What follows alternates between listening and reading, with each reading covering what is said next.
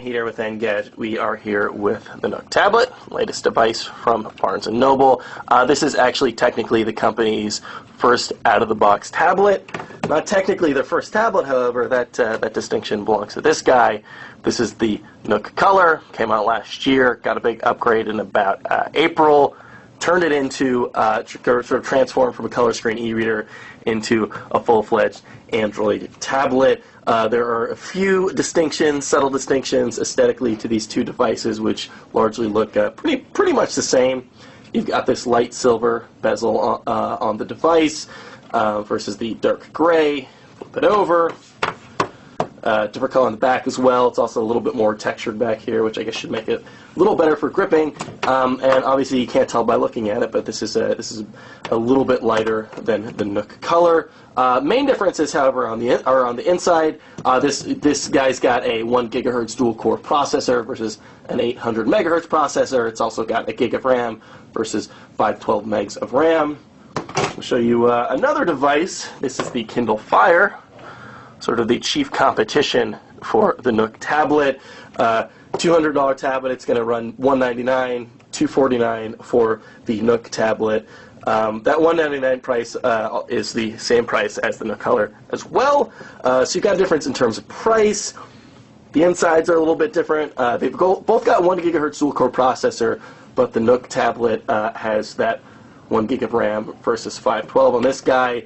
You can also do higher definition video, and it's got this right here, micro SD slot, expandable memory. You do not have that on this guy. This is 8 gigs of memory, 16 gigs on the Nook Tablet, and that's expandable by 32 gigs with the micro SD card. So we're going to fire this guy on, start it up. If you take a look at the UI, it actually doesn't look all too dissimilar from the standard Android layout. There are a few distinctions here, however. This is built on top of Gingerbread 2.3. You've got this guy right here, this little scroll wheel to show you your recent apps, the things that you've read recently, magazines, books, things like that. I'm going to fire up a book. Again, reading is sort of at the center of this device. You know, not surprisingly, this is a Nook, this is a Barnes & Noble device. Does reading pretty well. Does a standard swipe forward to go forward, swipe back to go back. You can hold down on a word to get its definition. You can share it with friends. You can highlight passages, things like that. Gonna tap it to bring this up.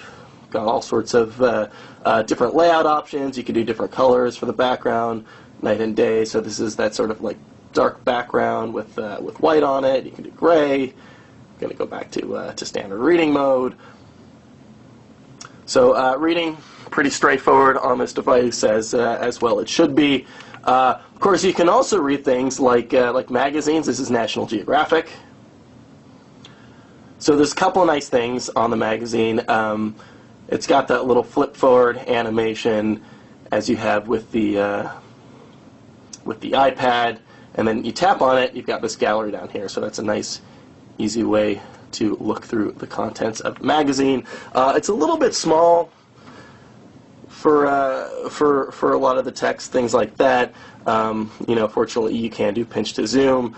Maybe not quite the ideal size for reading a magazine, however. Also good for comic books. So this is the proprietary comics app on the Nook Tablet. Barnes & Noble, of course, has a deal with Marvel, so you can get all kinds of Marvel comics on this device. So you've got that same little gallery down there to preview the contents. One of the things that this does is you can actually pinch to zoom. You can't do that on the Kindle Fire. Unfortunately, however, whoop, crotch shot, Spider-Man. Unfortunately, however, you can't actually read it panel by panel, which is probably the best way to read these comics on devices like this. But flip it over, you got a 2-page spread, which is great for splash panels and things like that. One other awesome thing about this device is kids' books, which not too many companies have put a lot of thought into. But this is nice. It's got these 3 options right here. So we're looking at this Michael Chabon book, the Astonishing Secret Awesome Man. So you've got Read by Yourself, which is just sort of a standard way of reading the book. Read and Play, which will actually play narration built into certain titles. And Read and Record is great for parents. This actually has a mic built into it, so you can actually record your own narration. We're not going to do that now. We have another video that does that, so you can check that out. We will do Read and Play, however, so you can get a quick preview of that.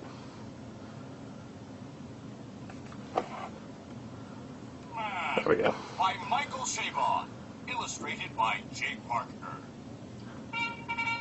That's actually probably a good opportunity to point out the fact that this has two physical volume buttons on the side, physical power button, and this N right here is a home button. So that's a few more buttons than the Kindle Fire has. Kindle Fire just has power, which is kind of a pain if you want to switch the volume inside of an app. You've actually got to go into the settings. You don't have to do that on this device. Hi, I'm a superhero. My name is Awesome Man. So you've got little animations built in there, pretty good for the kids.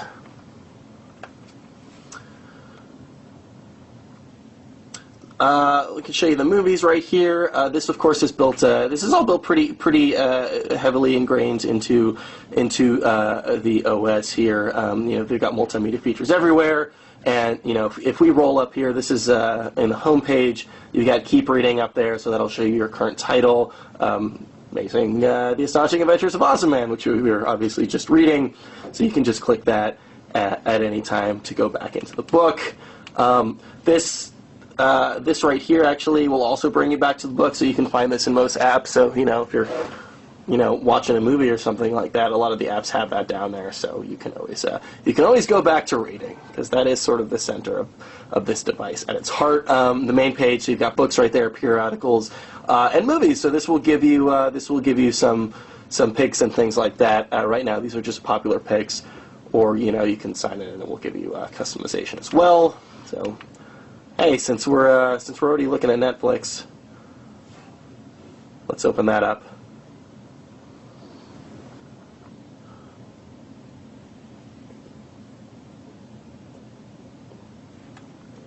So one of the great things this has is it's got really good video. It's got much better video than the Kindle Fire, which is nice if you're streaming Hulu, if you're streaming Netflix and things like that.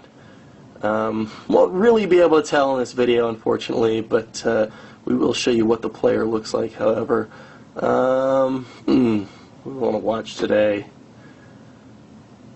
Let's watch the live-action Tick series, because probably not that many people have actually seen this.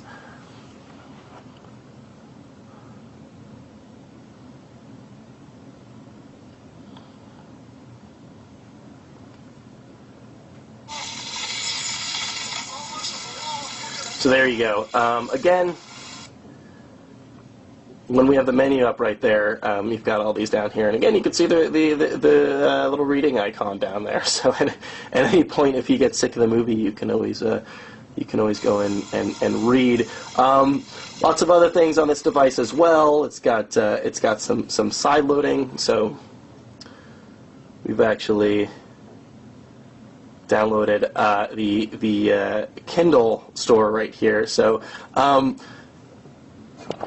let's get that going. I'm going to install this on the device.